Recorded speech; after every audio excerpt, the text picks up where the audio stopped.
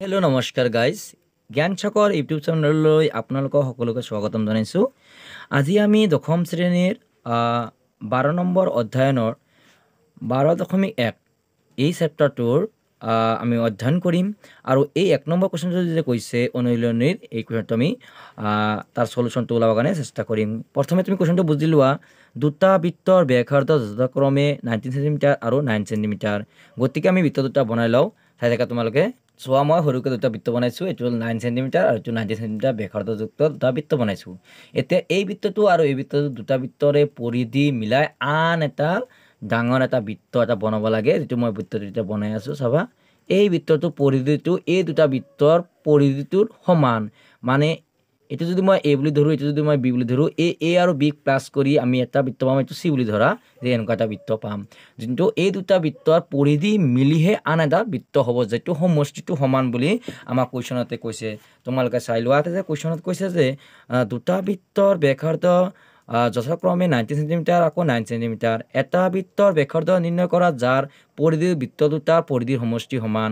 ইয়াৰ অৰ্থ হ'ল এই দুটা বৃত্তৰ পৰিধিৰ প্লাছ কৰি সমষ্টি কৰি আন এটা বৃত্ত পাম, তাৰ পৰিধি সমান। তেনেহ'লে আমি এইখিনি তথ্যৰ সহায়ত আমি এই 1 নম্বৰ প্ৰশ্নটোৰ উত্তৰটো ওলাবৰ কাৰণে চেষ্টা কৰিম। তোমালোকে চাই থাকা গাইজ। এতিয়া আমি প্ৰথমে লিখি লওঁ। এতিয়া আমি লিখি ল'লোঁ 1 নম্বৰ প্ৰশ্নটোত। এতিয়া আমাৰ দিয়া আছে কি? দিয়া আছে প্ৰথম বৃত্তটোৰ ৰেডিয়াছ, যিটো মানে R1 বুলি ধৰি ল'লোঁ। ইয়াৰ ব্যাসাৰ্ধ কিমান দিয়া আছে? 19 সেণ্টিমিটাৰ। আৰু এটা বৃত্ত আছে, তাৰ ব্যাসাৰ্ধ আছে, এইটো আমি R2 বুলি ধৰি লৈছোঁ, এইটো আছে 9 সেণ্টিমিটাৰ। এইখিনি তথ্য আমাৰ দিয়া আছে। আৰু আমাক কৈছে যে নতুন এটা বৃত্ত হ'ব লাগে। তাক আমি ধৰি লওঁ, ধৰা হ'ল নতুন বৃত্তৰ ব্যাসাৰ্ধ,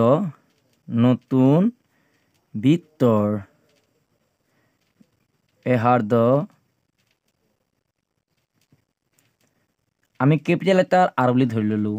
এতিয়া চোৱা, আমি ইয়াৰ এইখিনি তথ্যৰ অনুসৰি আমি কিভাৱে প্ৰশ্নটোৰ উত্তৰটো ওলাবৰ কাৰণে চেষ্টা কৰি আছোঁ। এতিয়ালৈ আমি লিখি ল'লোঁ যে প্ৰশ্নমতে কি লিখিম? যে আমি জানো এটা বৃত্তৰ পৰিধিৰ ফৰ্মুলা হ'ল 2πr। তেনেহ'লে আমি এইটো কিন্তু ডাঙৰ ফলাৰ আৰটো ল'লোঁ, কেপিটেল লেটাৰ। কিয় কাৰণে? এইটো ডাঙৰ বৃত্তটো। এই ডাঙৰ বৃত্তটো ক'ৰ পাম? এই দুটা বৃত্তৰ পৰিধি প্লাছ কৰিলে এইটো বৃত্তৰ পৰিধি সেই ছেমে হ'ব, 2πr। কিন্তু এই সৰু r, এইটো ব্যাসাৰ্ধটো 1 আৰু 2πr এইটো হ'ল 2। গতিকে এই দুটা মানে এইটো বৃত্তৰ আৰু এইটো বৃত্তৰ, এই দুটা বৃত্তৰ ব্যাসাৰ্ধ যোগ কৰি আমি ডাঙৰ বৃত্তটো পাম। সেইমতে আমি এইখিনি সলভ কৰাৰ কাৰণে চেষ্টা কৰিম। চোৱাচোন গাইজ, এতিয়া ইয়াতে 2 আৰু π, ইয়াতো 2 আৰু π দুটাতে আছে। গতিকে যদি দুটা পদ যদি যোগ হৈ আছে, তাতে যদি দুটা সংখ্যা যদি কমন হৈ আছে, তেনেহ'লে আমি এইটো কমন ল'ব পাৰিম। সাধাৰণভাৱে লৈ ল'লোঁ। এতিয়া থাকিল কি ইয়াতে R1 আৰু ইয়াত থাকিল কি R2। বাকীখিনি 2π দুটাই কমন ল'ব পাৰিলোঁ। ইয়াতে তেনেকৈ থাকক। এতিয়া চোৱাচোন, এইখিনিৰ পিছত এতিয়া চোৱাতে ইয়াতে কি আছে? যিটো 2 আৰু π আছে, ইয়াতে 2 আৰু π আছে। যদি মই এই যে 2πটো ব্ৰেকেটত থকা অৰ্থ হ'ল ইয়াৰ লগত পূৰণ হৈ আছে। যদি মই ইফালে লৈ আহোঁ, এইটো মই যদি লিখোঁ 2πr, এই সংখ্যাটো যদি ইফালে লৈ আহোঁ, তেনেহ'লে এইটো হ'ব। ইয়াত আহি পালে পূৰণ হৈছে, ইফালে আহিলে হৰণ হ'ব।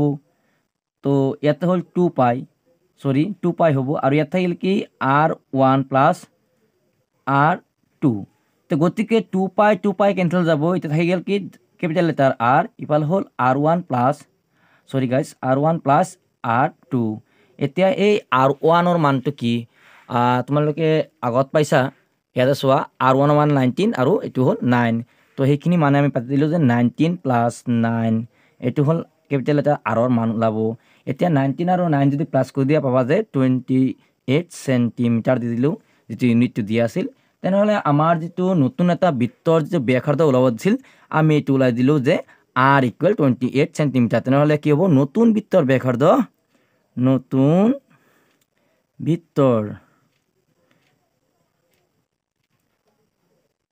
ব্যাসাৰ্ধটো কিমান হ'ব? 28 সেণ্টিমিটাৰ। এইখিনিতে আমাৰ প্ৰথম কুৱেশ্যনটো সমাপ্ত হ'ল। আশা কৰিছোঁ তোমালোকে বুজি পাইছা। মই এবাৰ আকৌ দেখাই দিওঁ। এই সন্মুখৰ পৰা ইয়াৰ পৰা ষ্টাৰ্ট হৈছে আৰু এইবিলাক এই দুটা আমি বৃত্ত বনাইছিলোঁ এইটো বৃত্তৰ আমি ওলাব লাগে অৰ্থাৎ হ'ল C নম্বৰ বৃত্তৰ এতিয়া পালোঁ 28 চেণ্টিমিটাৰ চোৱা মই একবাৰ দেখাই দিছোঁ ধুনীয়াকৈ তোমালোকে পোষ্ট কৰি ভিডিঅ'টো ধুনীয়াকৈ লিখি ল'বা থেংক ইউ গাইজ মই নেক্সট কুৱেশ্যনটো কৰিবৰ কাৰণে চেষ্টা কৰিম